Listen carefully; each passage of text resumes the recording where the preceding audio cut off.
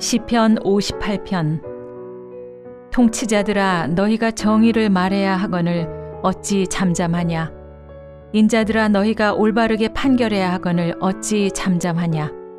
아직도 너희가 중심에 악을 행하며 땅에서 너희 손으로 폭력을 달아 주는도다. 악인은 모태에서부터 멀어졌으며 나면서부터 곁길로 나아가 거짓을 말하는도다.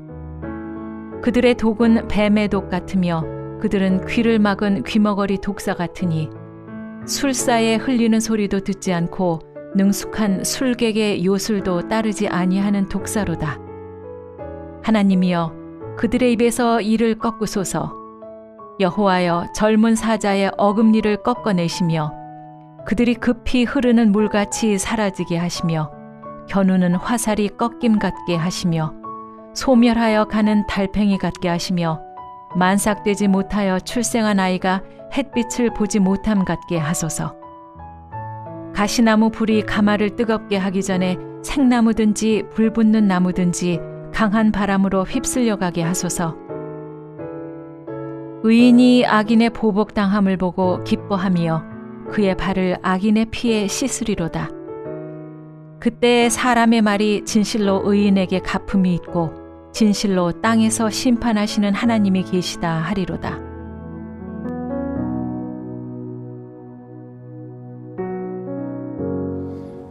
아프리카를 떠나 스페인으로 향하던 난민 보트에서 카메룬 출신의 그 선장이 난항의 이유를, 난항의 상황이 지금 우리 가운데 있는 이유가 그 가운데 타고 있는 기독교인들 때문이다, 이런 식으로 이제 그 안에 있었던 사람들을 선동했다고 합니다.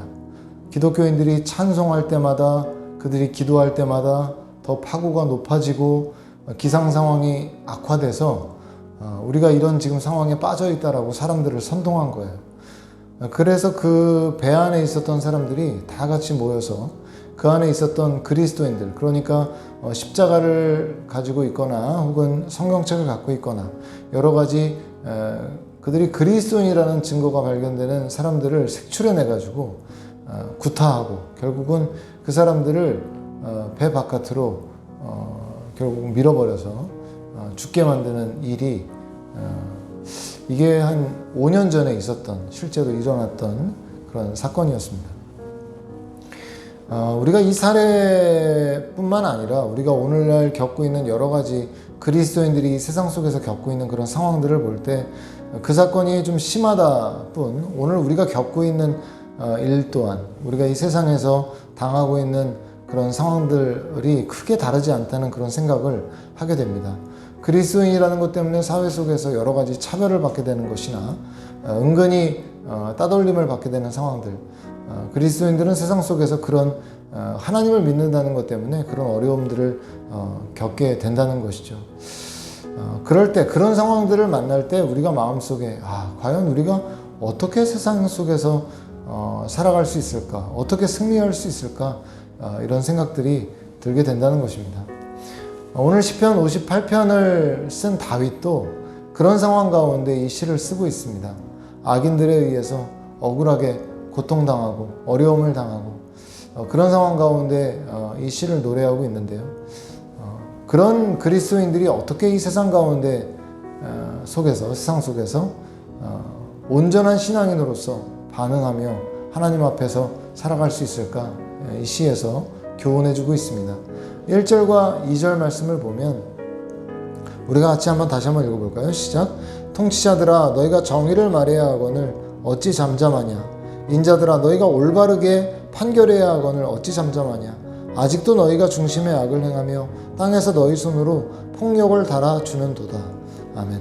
그러니까 말하자면 정의가 무엇인지 알면서도 세상에 힘이 있는 사람들, 이런 사람들은 오히려 폭력을 행사하고 정의를 굽게 하는 일들을 행한다라고 그렇게 말하고 있는 것이죠. 실제로 파키스탄 누푸르라는 마을의 꾸란 학교에서는 모스크 건축에 참여하지 않았다는 이유로 이슬람 성직자가 그 참여하지 않은 그리스도인 소년을 또 폭행해서 결국 기절할 때까지 아이를 때리는 그런 사고가 있었다고 하는데요. 아버지가 급히 학교로 찾아가서 아이를 병원으로 옮기고 상황을 알고 보니까 그런 이유 때문에 아이를 폭행했다는 거죠. 그래서 경찰에 신고를 하고 조사를 해줄 걸 요청을 했는데 경찰 또한 무슬림인 겁니다. 그러니까 뻔히 어떤 이유 때문에 아이를 폭행했는지 그것이 분명히 불법적인 일이라는 걸 알면서도 조사에 임하지 않는 것이죠. 아버지가 얼마나 억울했겠습니까? 그러나 예수님을 믿는다는 것 때문에 그런 어려움을 겪게 되고 결국에는 경찰도 그 일에 대해서 나서지 않는 그런 일들을 겪게 되었는데 지금 이 시편의 상황처럼 정말 힘이 있는 사람들, 세상의 주권자들이 분명히 악이라는 것, 그것이 옳지 않다는 걸 알면서도 그들이 판결을 굽게 하고 정의에 대해서 그들이 실현하려 하지 않는 그런 모습들에 대해서 지금 다윗은 그들이 그렇게 행하고 있다라고 하나님 앞에 그들의 행위를 아뢰고 있는 것이죠.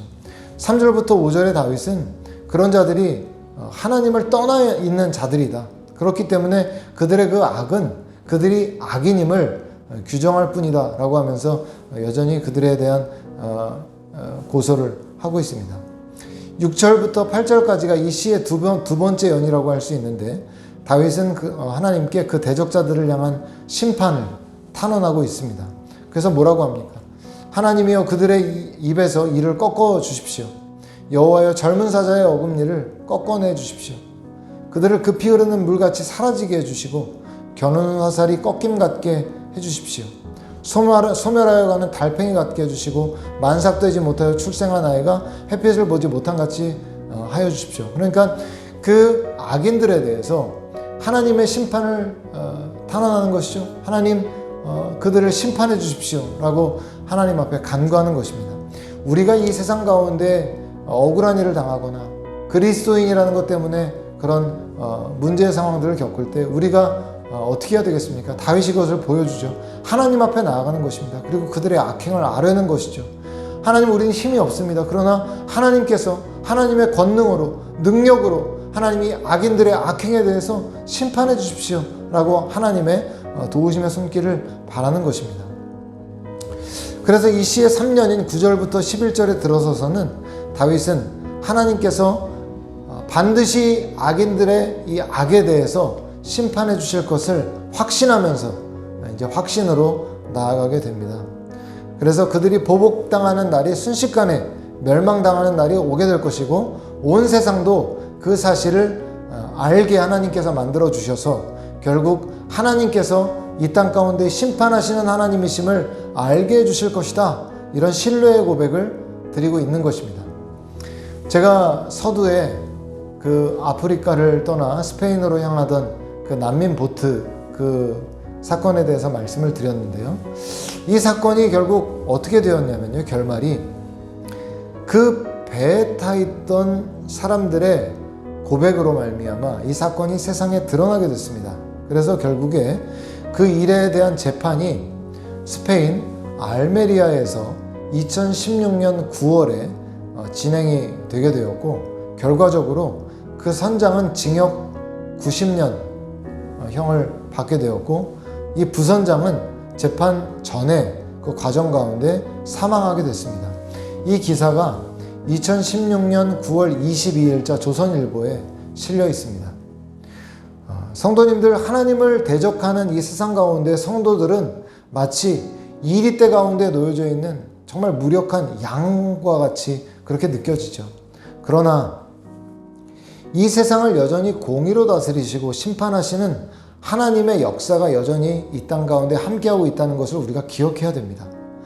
우리가 정말 무력한 양처럼 이 세상 가운데 아무런 힘을 발휘할 수 없는 사람들처럼 때로는 억울한 일을 당하고 우리가 고난을 당하고 고통을 겪게 되는 상황이 있을 수 있지만 우리가 이 세상을 여전히 심판하시는 하나님 앞에 우리의 이 억울한 사정과 상황을 아뢰고 이 악인들의 악에 대해서 하나님 심판해 주십시오라고 하나님의 도우심을 간구하게 될 때 하나님께서 우리의 그런 탄원에 대해서 침묵하지 아니하시고 이러한 세상의 악에 대해서 심판해 주신다는 것들을 기억하면서 우리가 하나님 앞에 이러한 억울한 상황들, 우리가 공연히 당하는 이런 환난의 상황들 하나님 앞에 아뢰며 나아가실 수 있는 저와 여러분들, 그래서 하나님이 심판해 주시는 상황들까지도 보게 되는, 경험하게 되는 저와 여러분들이 되실 수 있기를 주님의 이름으로 축원드립니다. 함께 기도하며 나아가도록 하겠습니다.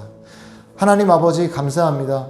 이 땅 가운데 우리는 때로 정말 무력한, 정말 이리대 가운데 놓여져 있는, 둘러싸여 있는 양과 같이 느껴질 때가 있지만, 하나님, 우리가 우리의 억울한 상황, 힘든 상황, 고통스러운 상황을 하나님 앞에 아뢰을 때 공의의 하나님, 정의의 하나님께서 반드시 그러한 악인의 악에 대해서 심판하신다는 것 기억하면서 억울할 때에도, 힘들 때에도 하나님 앞에 나아가서 그런 우리의 억울함들을 토로하게 하시고 심판하시는 하나님을 우리의 눈으로 볼 수 있는 그러한 하나님, 우리 모두가 될 수 있도록 축복하여 주옵소서. 감사와 모든 영광을 주 하나님께 올려드리오며 살아계신 예수님의 이름으로 기도드렸사옵나이다.